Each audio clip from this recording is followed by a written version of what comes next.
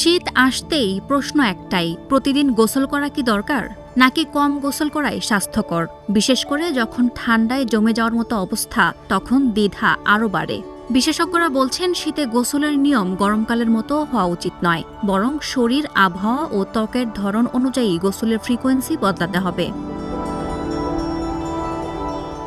বিশ্ব স্বাস্থ্য সংস্থার মতে ব্যক্তিগত পরিচ্ছন্নতা শুধু সৌন্দর্যের জন্য নয়, বরং সংক্রমণ প্রতিরোধ, ত্বক ও মানসিক স্বাস্থ্যের জন্য অত্যন্ত গুরুত্বপূর্ণ। WHO এর কমিউনিটি হ্যান্ড হাইজিন গাইডলাইনে বলা হয়েছে, শরীর পরিষ্কার রাখা রোগ সংক্রমণের ঝুঁকি কমায়। তবে গোসলের নির্দিষ্ট একটাই নিয়ম সবার জন্য প্রযোজ্য এমনটি নয়। চর্মরোগ বিশেষজ্ঞদের মতে শীতকালে বাতাস শুকনো থাকে, ত্বকের স্বাভাবিক তেল কমে যায়। প্রতিদিন গরম পানি ও বেশি সাবান ব্যবহার করলে ত্বক ফেটে যাওয়া, চুলকানি, একজিমা ও অ্যালার্জি বেড়ে যেতে পারে। তাই খুব বেশি ঘাম না হলে শীতে প্রতিদিন গোসল বাধ্যতামূলক নয়। বিশ্ব স্বাস্থ্য সংস্থা ও বিভিন্ন মেডিকেল জার্নালের পরামর্শ, স্বাভাবিক সুস্থ ব্যক্তির ক্ষেত্রে শীতে সপ্তাহে 2-3 দিন গোসলই যথেষ্ট। তবে প্রতিদিন ব্যক্তিগত অঙ্গপ্রত্যঙ্গ পরিষ্কার রাখা প্রয়োজনীয়।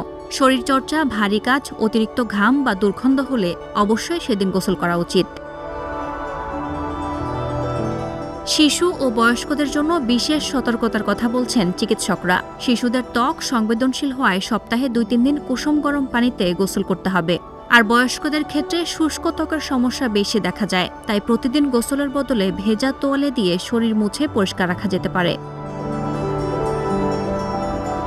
বিশেষজ্ঞদের মতে গোসল না করা যেমন ক্ষতিকর, তেমনি অতিরিক্ত গোসলও সমান ক্ষতিকর হতে পারে।